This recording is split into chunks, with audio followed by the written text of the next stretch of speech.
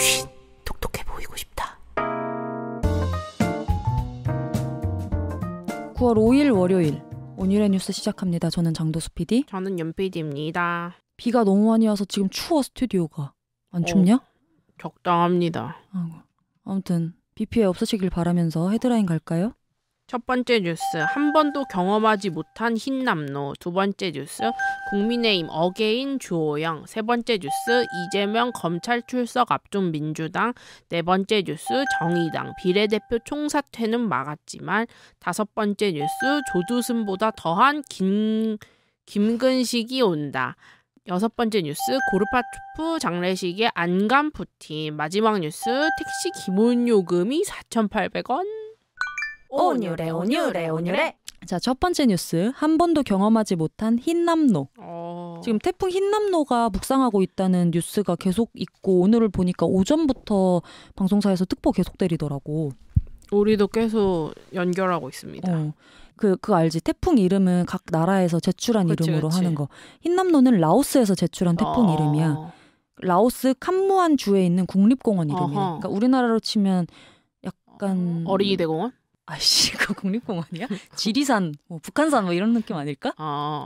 태풍 이름에 차일드가 들어가기는 쉽지 않을 것 같아. 한강공원? 아무튼 태풍 흰남노는 지금 초강력 태풍으로 분류를 하는데, 그러게. 태풍의 강도 단계는 원래 약은 없어. 그래. 4단계로 분류하는데 중, 강, 매우 강, 초강력 이렇게 4단계로 분류해. 그럼 여기서 흰남노가 초강력 태풍이라는 건 가장 빡센 태풍이란 소리지. 그래서 얘가 지금 타이완은 비껴서 가고 일본 오키나와를 스쳐서 지금 우리나라로 오고 있는데, 일본에 있을 때 관측된 가장 강력한 바람은 초속 40m를 조금 넘는 수준이었거든. 초속 40m면 어느 정도지? 이게 그냥 간판이 떨어지거나 날아가고 도로의 표지판이 기울어지게 할 정도. 그럼 생각보다 별로 안 빡센 것처럼 느껴지잖아. 근데 이 태풍이 북상하면서 점점 규모가 커지고 있는 게 문제인 거야. 왜냐면 태풍이 이렇게 너 그거 봤냐? 얼마 전에 화제된 거? 일본에서 태풍 모형 손으로 이렇게 해가지고 2개 합치는 거? 못 봤어 그 짤? 이 흰남노가 일본에서 우리나라로 이동하는 과정에서 그 열대 저기압을 흡수했대. 그러니까 이게 어렵잖아. 그러니까 덩치가 커졌단 소리야. 그래, 원래 태풍 하나가 더 오고 있었는데 합쳐졌다고 그러던데. 그러니까 태풍 사실상 2개 태풍이 합쳐진 게 지금 우리나라로 오고 있는 상황인 거고, 또 하나 요인은 가을이 수온이 제일 높대. 근데 흰남노가 북상하면서 그 수온이 높은 따뜻한 해역을 지나잖아. 근데 그러면 세력이 강해진대. 그러니까 안 좋은 걸 다 갖고 있는 거야. 어쩌냐? 그래가지고 초강력이 됐구만. 그래서 우리나라는 어떻게 예측이 되냐면, 내륙에는 초속 20-30m의 강풍이 몰아칠 예정. 근데 이 정도면 이제 우산살이 휘고 약간 눈뜨기 힘들고 몸이 휘청거릴 정도. 이게 내륙 지방이고, 제주도와 남해안에는 초속 60m 이상의 돌풍까지도 예상이 되고 있는데, 이게 벌써 2배가 넘잖아. 초속 60m면 크레인이 쓰러지고 콘크리트 건물이 무너질 정도의 위력이다. 그러니까 콘크리트 건물이? 나 좀 상상이 안 돼. 근데 문제는 바람만 이렇게 부는 게 아니라 비도 굉장히 많이 온다는 거야. 비가 많이 온다며. 그래서 그러니까 아마 4일부터 6일까지라고 했으니까 내일까지가 가장 많이 비가 올 것 같아. 근데 경기 북부하고 강원 영서 북부에는 400mm 이상의 물폭탄이 퍼부어진다고 하네. 400mm? 어머. 그러니까 이게 산악면인 경우에는 경사를 타고 오르면서 이거 배우지 않았냐? 그 고등학교 한국지리 시간에? 나 한국지리를 안 했어. 중학교 때도 배우지 않아? 그게 산맥을 넘어가면 비구름이 점점 세져가지고 비가 훨씬 많이 내리거든. 대구인가 어디 거기 아닌가? 그건 분지형이. 그치, 그것도 비슷하지. 거기 몰리는 거. 그래가지고 아무튼 비가 굉장히 많이 내릴 것 같으니까, 특히 산지에 사시는 청취자들 있다면, 특히 지리산지랑 제주도 산지 조심하셔야 될 것 같고, 흰남노가 해수면 높이가 높아지는 시점에 국내에 접근한다고 하더라고. 그렇다고 그러니까는 이거 태풍 해일을 굉장히 조심해야 된다. 10m가 칠 수도 있지. 해일이 10m 이상의 물결이 칠 수도 있대. 지금이 만조란 말이야. 그래가지고 더 해수면이 높아진 상태에서 어떡해. 바람이 불어서 물결이 일면 더 높은 파고가 생길 수밖에 없는 거지. 그래서 여태까지 가장 강력했던 걸 2003년에 왔던 태풍 매미라고 얘기하는데, 이번 흰남노가 한반도에 상륙한 태풍으로는 가장 강한 태풍이 될 것으로 예상되고 있다. 어쩌냐. 그래서 일단 영향권을 먼저 말을 하면 오늘 오전 9시쯤에 제주 서귀포에 직접 영향이 이미 시작됐어. 야, 근데 진짜 대단하지 않냐? 제주도에 직접 영향이 시작됐는데 서울에 이렇게 비바람이 부는 거잖아. 아니 얘네가 장난이 아니더만. 얘가 대한해협인가 거기 있을 때도 비를 지금 몰아치는 거 아니야? 그러니까 규모가 엄청나게 큰가 봐. 그래서 내일 오전 1시, 그러니까 오늘 새벽 1시지. 밤새벽 1시쯤에 제주 서귀포 오른쪽을 스치면서 내륙에도 직접 영향을 강화할 것 같고 이제 내륙 지방은 내일부터 영향권이라고 보면 돼. 광주는 오전 5시, 대구는 오전 8시, 서울은 오전 9시, 춘천은 오전 11시쯤 흰남노 중심하고 가장 가까워지면서 바람이 많이 불 거니까 출근 시간을 조정하실 수 있는 분들은 조정해보시라. 저희 팀은 탄력 근무로 하기로 일단 저도 탄력 근무하래요. 근데 네. 생방 시간을 저희 프로그램 생방 시작 시간을 탄력적으로 바꿀 순 없잖아요. 쉿, 똑똑해 보이고 싶다. 근데 어쨌든 이게 지금 흰남노가 굉장히 크기 때문에 꼭 이렇게 딱 서울은 뭐 오전 9시, 대구는 오전 8시 이렇게만 바람이 많이 부는 건 아니니까 그냥 오늘 내일 다 조심하시는 게 좋겠다. 저희 집도 이사 미뤘습니다. 아 진짜? 네, 원래 내일인데. 그리고 그 서울시 교육청 같은 경우는 흰남노 북상하는 걸 보고 6일날 아예 휴업을 한다고 하더라고. 잘했어. 근데 그러면은 이제 부모님들이 또 걱정이네. 애기 그러니까 집에 있으면. 애기만 휴업하면 그러니까. 더 걱정스러울 것 같기도 하고. 오뉴래. 두 번째 뉴스 갈게요. 국민의힘 어게인 주호영? 국민의힘 상황을 좀 알려줄래?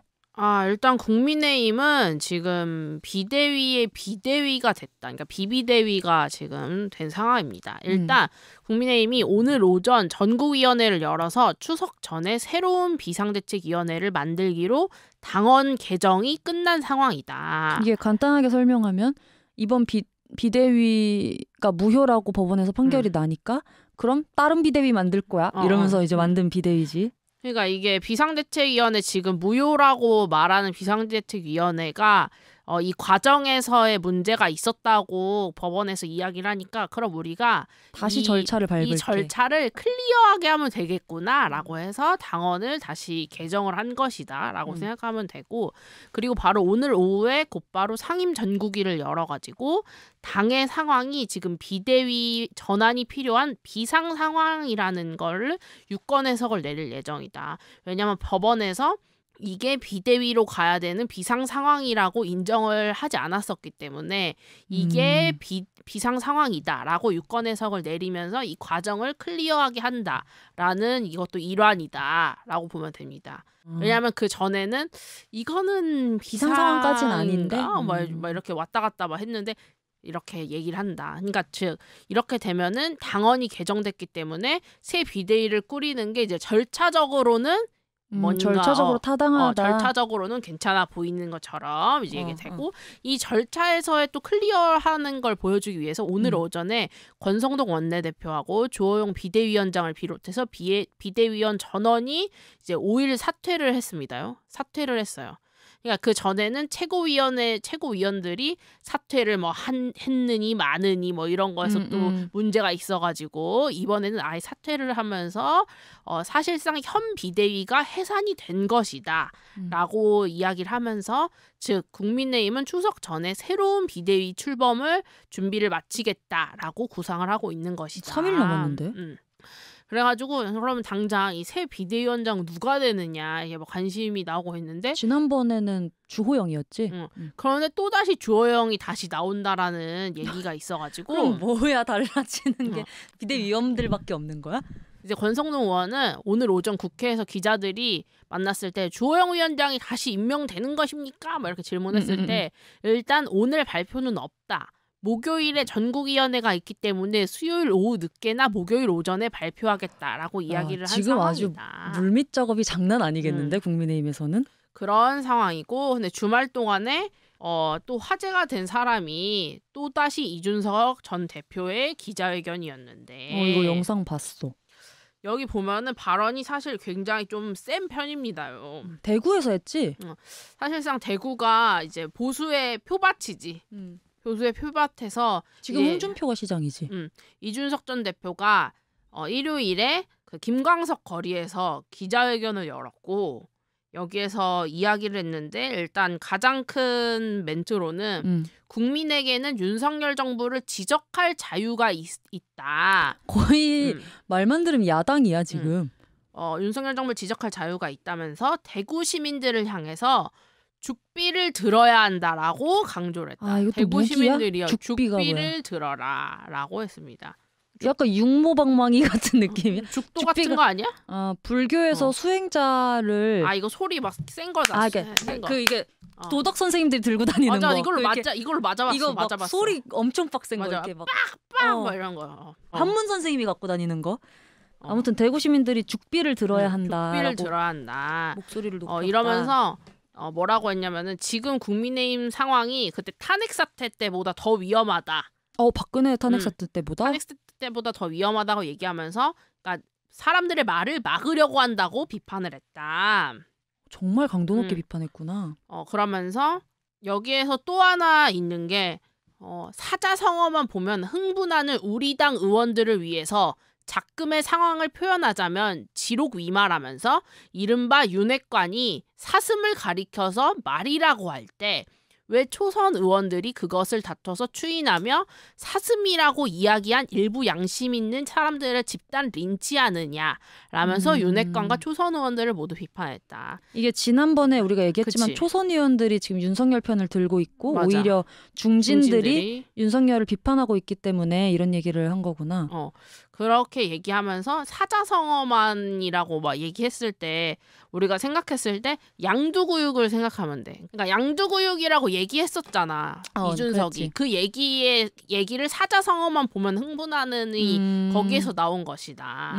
그렇게 하면서 이제 양두구육이라는 사자성어 하나 참지 못해서 길길이 날뛰는 사람들은 공부할 만큼 했는데도 지성이 빈곤한 것이냐.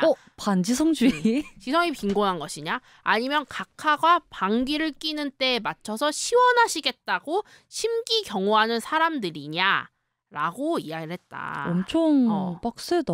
엄청 세게 말한 거지. 민주당이 지금 현재 대통령 비판하는 수위보다 더 센 것 같은데? 그렇지. 그래서 어쨌든 대통령의 심기경호를 한다라고 하는 건 대통령 입맛에 다 맞춰서 행동한다는 거를 완전 꼬집은 이야기잖아.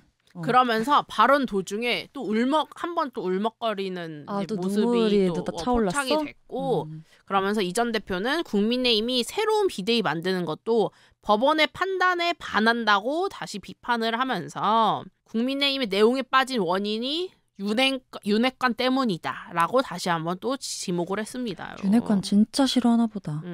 그러면서 이제 아마 이렇게 새 비대위에도 제동이 걸릴 수 있다라는 우려도 계속 나오면서 여당은 또 한 번 계속 혼란이 될 것으로 보고 있는 상황입니다요. 이준석 거의 지금 야당이네. 자, 그럼 진짜 야당 소식 한번 볼까? 오뉴래. 세 번째 뉴스. 이재명 검찰 출석 앞둔 민주당? 일단은 지난 금요일에 이재명 대표가 검찰 출석을 요구받았는데 이제 그게 내일이 그 디데이다. 출석 디데이? 근데 여기에서 가장 화제가 됐던 거는 이재명 보좌관이 이재명에게 보낸 전쟁입니다라는 텔레그램 메시지 때문에 가장 화제가 됐다. 텔레그램 메시지. 일단 이 대표가 백현동 대장동 개발 특혜 의혹과 관련한 허위사실 공표 혐의로 오는 9월 6일 오전 10시까지 그러니까 내일 오전 10시까지 서울중앙지검에 출석하라는 검찰 소환 통보를 받았는데 소환 통보를 전하면서 이재명 보좌관이 이재명한테 전쟁입니다. 이렇게 한 게 사진으로 찍힌 거야 국회에서. 근데 이게 전쟁으로 받아들이는 인식 자체가 탄압을 받고 있다는 이미지로 확실히 보이기 위해서 전쟁이라는 걸 쓴 것 같다. 그리고 실제로 이게 이재명 대표가 원래는 보안 필름을 쓴대. 그래서 옆에선 안 찍히네. 원래 이게 안 보이는데 여기에서 보안 필름이 없어진 채로 이게 찍혔다는 건 그 정도까지 생각한다고? 노출되는 상황을 원한 것이 아니냐라는 해석들이 있다. 소름. 거의 뭐 방송국 놈들과 다름없네. 어쨌든 그런 게 있습니다요. 근데 백현동 관련 허위사실 공표 혐의가 공소시효가 벌써 얼마 안 남았대.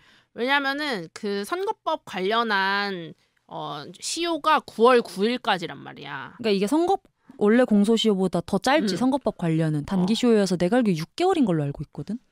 근데 백현동 의혹이 뭐야?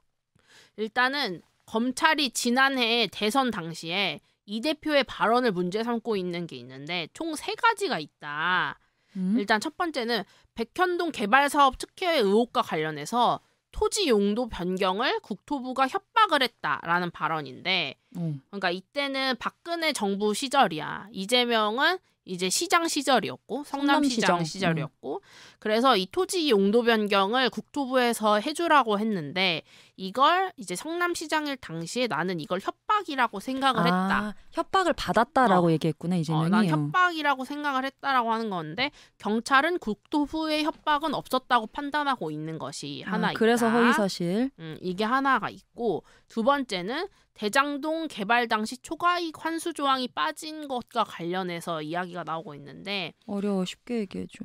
그때 대장동 당시에 50억 받았던 거 알지? 화천대유 막 이렇게 하면서 막 50억 나오고 막 이런 거 했을 때 그러니까 그 50억을 누가 가져갔냐라고 했을 때 그게 다 개발 당시에 초과이익 환수 조항이 없어가지고 그 사람들이 50억씩 가져갈 수 있었다는 거다라는 이야기였는데 근데 왜 그 초과이익 환수 조항이 왜 빠졌나요? 라고 했었을 때 지난해 10월에 행안위 국감 때는 이재명 대표가 뭐라고 발언했냐면은 정확하게 말씀드리면은 초과이익 조항을 삭제한 게 아니고 추가하자고 하는 일선 직원의 건의를 받아들이지 않았다. 이게 팩트입니다.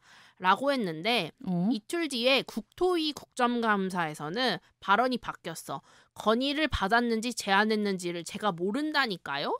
이렇게 발언이 바뀐 거에 대해서 그게 또 한 가지의 의혹 중 하나였고 마지막으로는 고 김문기 성남도시개발공사 처장이 있었는데 이분은 지금 돌아가신 상황이고 결국 이 사람을 아느냐 몰랐느냐를 이게 이재명 대표한테 물어봤을 때 이제 이재명 대표는 김문기 씨를 몰랐다고 했는데 검찰은 유족을 통해 가지고 호주 출장 사진 같은 거 같이 찍힌 것들 사진을 보고 그 출장이 9박 10일이었는데 이걸 모를 수가 없다라고 보고 있는 것이다. 갔구나. 그래서 이 대표가 김 처장을 몰랐다는 건 거짓말이다라고 본다라고 해서 이제 출석하라고 검찰 소환 통보를 받은 것이다.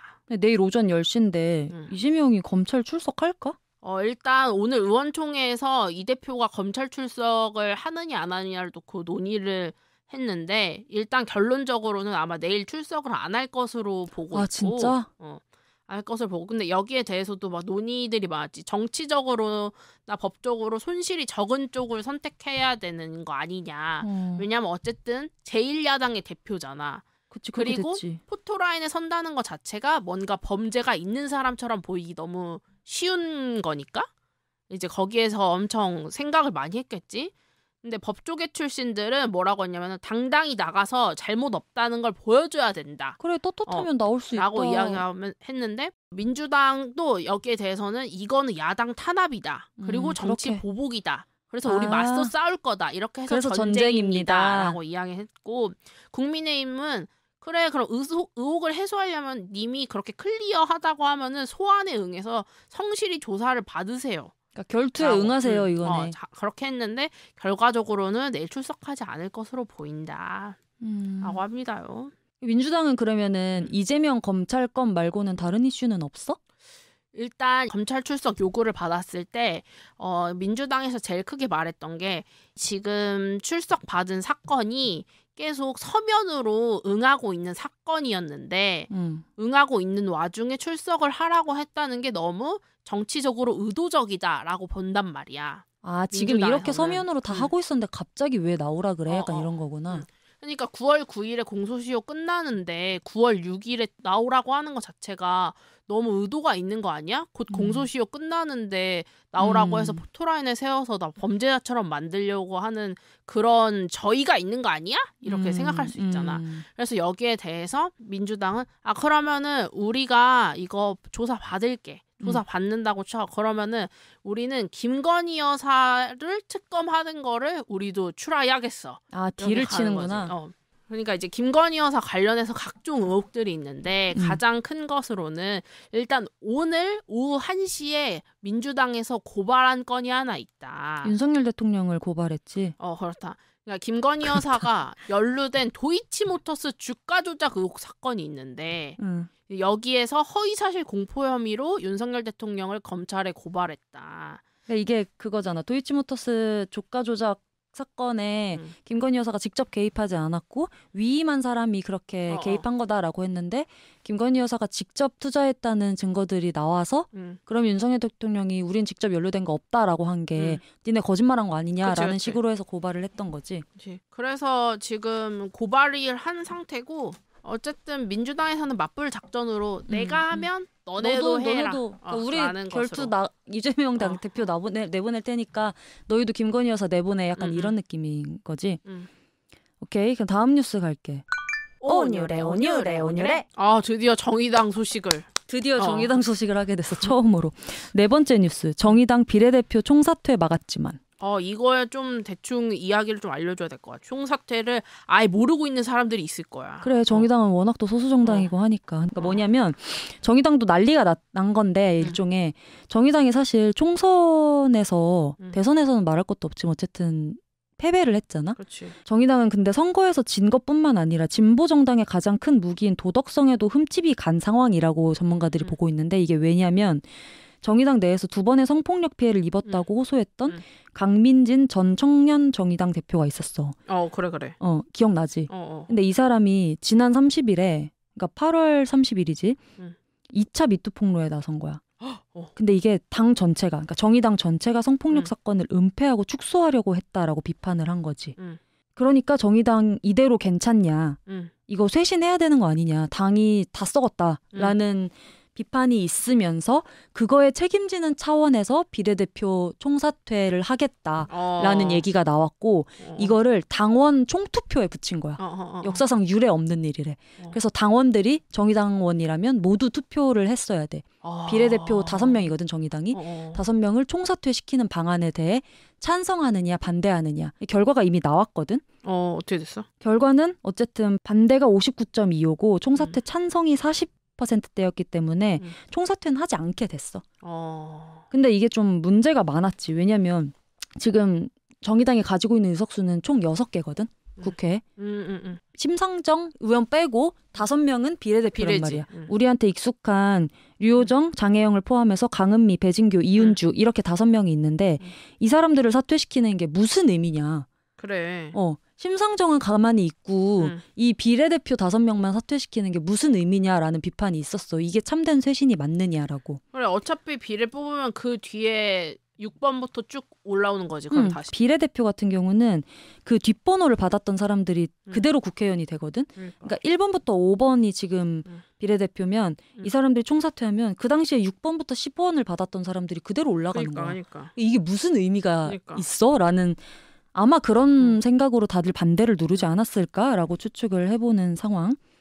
그래서 정의당은 오늘 아침에 의원단에 대한 신뢰와 당에 대한 기대를 다시 회복할 수 있도록 분골쇄신하겠다라고 이야기를 했어. 어쨌든 권고안이 부결됐기 때문에 비례대표 의원들이 재신임을 받기는 한 거잖아.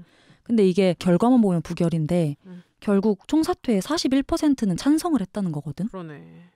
그러니까 아마 이걸 수습하기에는 생각보다 좀 시간이 걸릴 수도 있겠다. 그러니까 정의당도 요즘 내홍을 겪느라고 아예 원내에서는 좀 두드러지는 뭐가 없어 보여. 아니 그리고 너무 그러니까 이 정도의 문제로는 뉴스화 되지도 않는 게 문제야. 맞아. 이게 진짜 대한민국 전체적으로 아주 큰 문제다. 그치. 그러니까 너무 뭐 여당, 야당, 이제 대통령실 다 뭔가 문제가 너무 많으니까 이 정도는 이제 문제도 아닌 것처럼 되는. 총사퇴를 떠나서 그 전에 있었던 아까 얘기했던 강민진 전 청년정의당 대표가 당 전체가 성폭력 사건을 은폐하고 축소하려 했다고 비판한 것조차 사실 뉴스가 많이 나오진 않았던 기억이거든. 그래, 그 당시에 한창 이준석 강민진 전 대표 이거 완전 초반에 했었을 거야. 3화?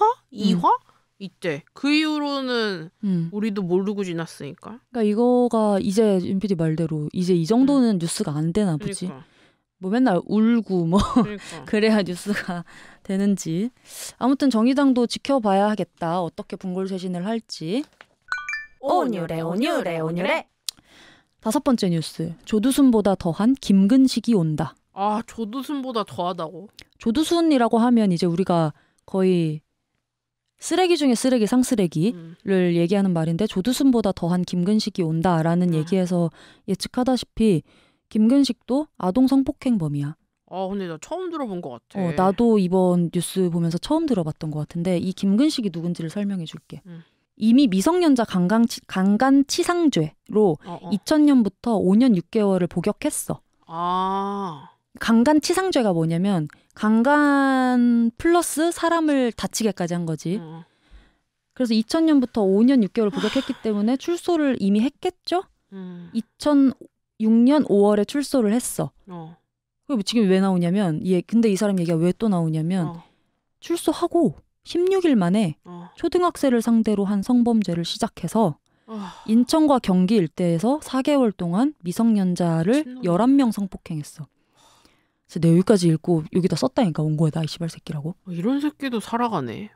그래서 다시 징역을 받은 거야.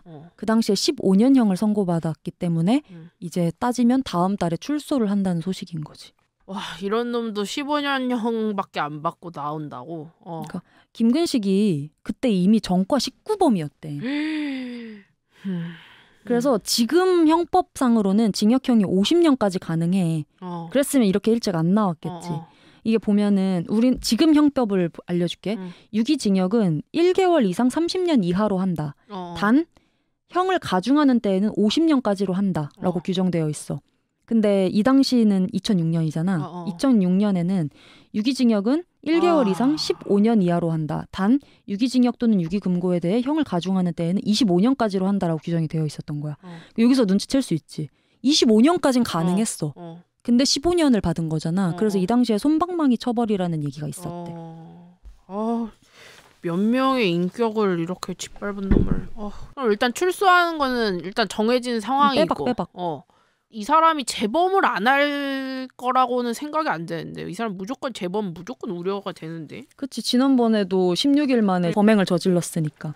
그래서 논란인 건데 이 사람이 출소 이후에 그 어디 살지는 아직 안 정해졌거든. 어떡해. 근데 이제 일각에서는 김근식 전자발찌 부착 안 한다 뭐 이런 얘기가 나오긴 했었는데 그건 사실이 아니야. 그건 사실이 아니고 법원의 10년 전자장치 부착 명령 결정에 따라서 출소일로부터 김 씨에게 전자발찌를 채우기는 할 거래. 그리고 이제 재범 위험이 크다는 거를 인식했기 때문에 24시간 관리 감독할 거다라고 얘기를 하고는 있어 법무부에서는. 근데 아까 얘기했잖아. 김근식 주거지가 확정이 안 됐잖아. 어쨌든 어딘가에선 살아갈 거 아니야.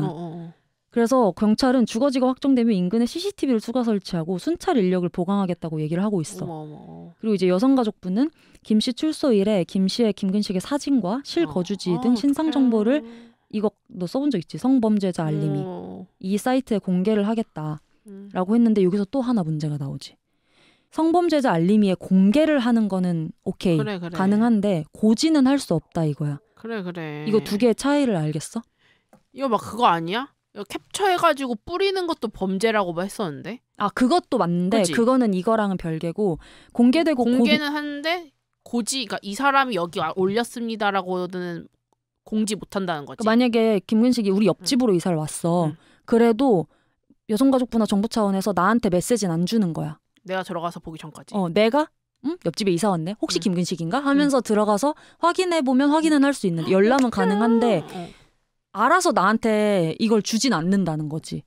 그게 어떡해? 공개하고 고지의 차이고 어떡해? 아까 윤 PD가 얘기한 대로 그 캡처해가지고 뿌리는 거는 안 된다라고 되어 있지. 그래 그때 막 욕 엄청 먹었지. 그게 문제다. 이게 왜 그러냐면 신상정보 공개 명령이라는 거는 시행된 지가 그렇게 길지가 않아. 2010년에 시행됐거든. 근데 김근식은 아까 내가 얘기했잖아. 형 확정이 2006년에 됐어. 그러니까 이게 소급해가지고 적용을 할 수가 없는 거야 원래는. 없었대. 근데 공개는 소급 적용을 어떻게 해가지고 만들어냈는데 고지는 소급할 규정까지는 찾지 못해가지고 고지는 못하겠다라는 것이 법적으로 그렇다고 하네. 심정적으로는. 이런 거를 근데 내가 알기로는 이 김근식이 원래 인천에 살던 사람이어가지고. 그래 아까 그래가지고 재범을 할 때 경기 인천에서 했었어. 인천에 살던 사람이어서 그 인천 그 맘카페에서 지금 난리가 났다고 들었어. 얼마나 너무 불안하지. 부모들 입장에서는 얼마나 스트레스야 그게. 어떡해. 이 진짜 되바라진 새끼. 으이그 아주 뚝 떼버려 아주. 이런 사람도 산다. 어유 산소 아까워. 온유래. 6번째 뉴스. 고르바초프 장례식에 안 간 푸틴. 고르바초프를 아십니까 여러분? 너 알아? 고르바초프 저는 이분이 아직도 살아계시다는 게 가장 큰 저의 뉴스였어요 최근. 진짜. 왜냐면은 이 사람들 그러니까 냉전 시대를 이야기하면서 교과서에 나오는 사람. 이런 사람이 아직도 살아 있었단 말인가 이랬는데 고르바초프에 대해서 대충 얘기해 주시지요.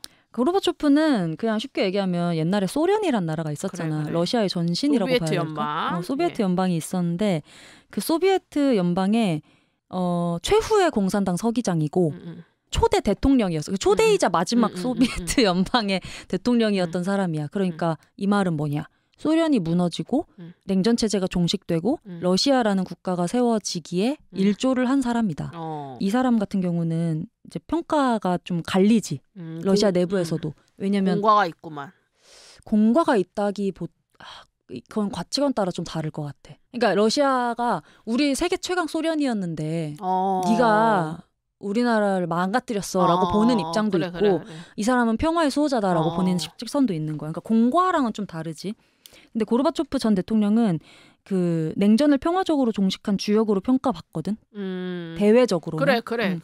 탈냉전 공로를 인정받아서 그래. 1990년도에 노벨 평화상을 수상했으나 그 러시아 국내에서는 소련의 몰락을 가져온 배신자다라는 비판에 시달리기도 했어. 그럴 수 있겠네. 그리고 그 특히 이제 강한 러시아를 표방하는 푸틴 같은 경우에는 옛 소련의 붕괴를 20세기 최대 지정학적 재앙이라고 부르면서 고르바초프를 그 재앙을 만든 장본인이라고 평가하기도 했었고 그래서 그런지 고르바초프 전 대통령이 사망을 했는데 장례식이 국장으로 치러지지 않았어. 그래. 국장으로 처리하지 않고 푸틴이 장례식에 참석하지 않았다. 그래. 이게 엄청난 논란이 된 거지. 그래.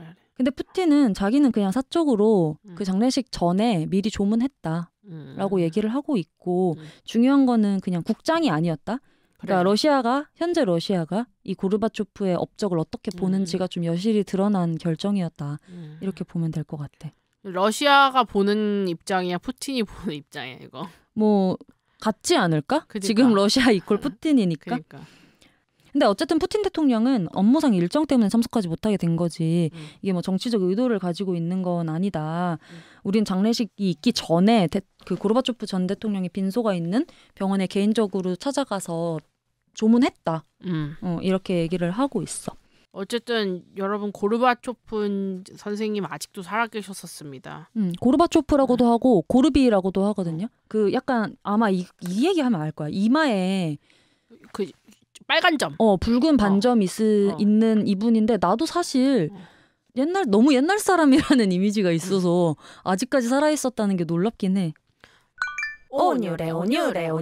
마지막 뉴스는 아주 우리의 인생과 밀접한 것입니다. 뭔가요? 택시 기본 요금이죠. 택시 기본 요금이 3,800원에서 4,800원으로 인상한다라는 이제 인상안이 나왔다라는 이야기입니다. 여태까지 택시 기본 요금이 3,800원이었어? 너 몰랐다? 그래? 맨날 그 카카오 모바일로 맞아. 부르니까 맞아. 기본이 비싸가지고. 맞아. 아무튼 근데 1,000원을 올린 거야? 너무 확 올렸는데? 그러니까 서울시가 이 안을 낸 건데 이 서울시 시의회에 계획안을 낸 건데 코로나 이후로 이제 10,000명에 가까운 택시기사들이 일을 그만두면서 이제 그 거리두기가 해제되면서 택시 부르기가 너무 어려워졌다는 이야기 날 것이야.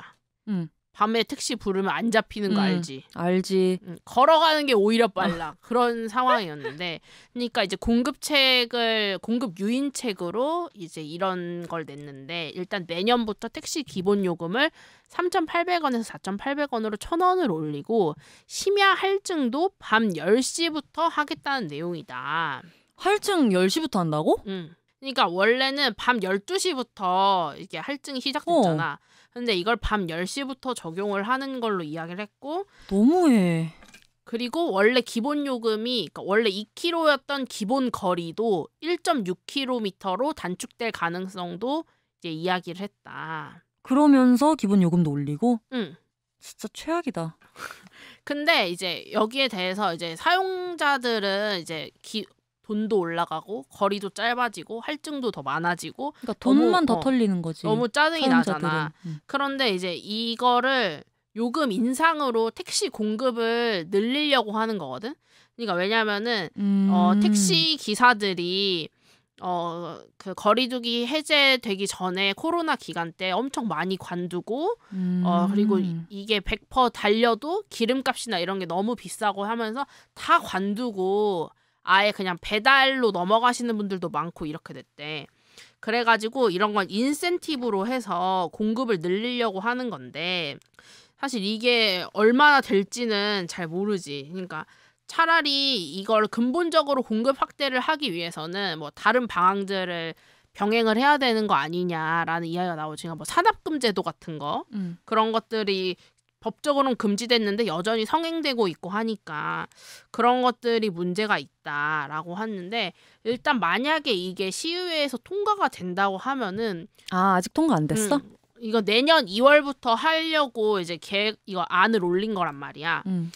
일단은 무려 약 10시에 서울역에서 강남을 가는 거를 이제 예로 들면은, 오케이, 할증 붙었고 할증이 붙어서, 그러니까 원래 기존대로만 지금 현재대로라면은 12,000원에 갈 수 있는 거리인데 그 정도 나오지. 근데 이제 밤 10시 할증 붙고 뭐 기본 요금 올라가고 기본 거리 그거 적용하면은 14,500원 정도? 그러니까 20% 정도가 올라간다는 거야, 요금 인상이. 그래서 근데 이거를 일단은 너무 말이 많고 하니까 일단 오늘 서울시 물가대책위원회에서 이걸 의견 수렴을, 공청회 같은 거를 이제 연대. 그래가지고 이거를 각 해당 대책을 어떻게 할 것인가 이야기를 한다고 합니다. 아직 결정된 건 아니지만 이 안이 나옴으로 인해서 많은 사람들이 분노하고 있구나. 분노했다. 아니, 요즘 그 생활물가도 너무 올라가지고. 그래서 저는 그냥 걸어다니기로 결정했습니다. 아니, 그 옛날에는 12시 전에 할증 풀리기 전에 집에 가야 돼요 이러면서 많이 빠져나왔는데. 그렇지 않아. 그걸 넘어가면은 아니야, 할증 풀릴 때까지 일단 여기에서 왜냐면 그때는 야, 4-5시간만 버텨 이러면 버틸 수 있는데 이제는 8시간 버텨야 돼, 할증 놓치면. 그러니까.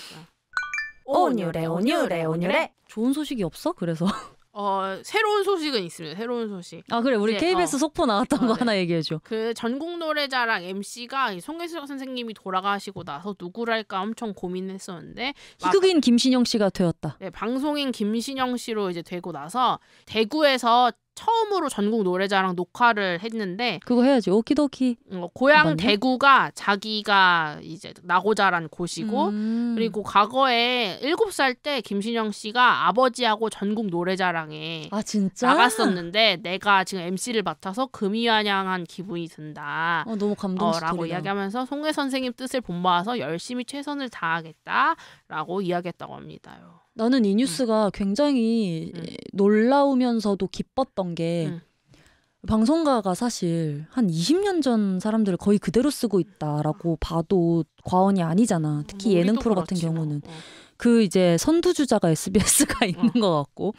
근데 이렇게 세대 교체를 확실하게 하는 경우는 내 기억에 이렇게 명확하게 한 건 처음인 것 같아. 맞아.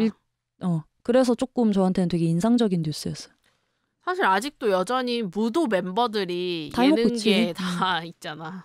그리고 뭐 죄다 그 사람들 세대 교체도 안 되고 실제로 뭐 성범죄부터 해가지고 범죄 사실이 있는 사람들도 다 세대 교체가 되지 않고 여전히 예능에서 활약을 하고 있는 가운데 이런 세대 교체를 선택했다는 것에 대해서는 난 KBS한테 박수 쳐주고 싶어. 그리고 어울려 전국 노래자랑 너무 잘할 것 같아. 너무 잘 어울려.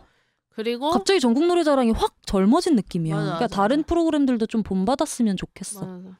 그리고 막 그런 범죄 있는 놈들 이제 애기 데리고 나와가지고 그거 하는 꼴을 보고 싶지가 않습니다. 그래. 그리고 요즘에는 젊은 예능 출연자들은 다 일반인이고. 그래 맞아. 난 그것도 너무 별로야. 연애 프로로만 젊은 사람들이 시작할 수 있는 거야. 이게 뭐야. 20년 전에 MC했던 사람이 계속 MC하고 있고. 그리고 그 사람들이 키워주는 라인 이렇게 되는 그런 것도 너무 싫고 계속 그 범죄자들 기용하는 PD들도 솔직히 나는 진짜 큰 책임 있다고 생각하고. 그래.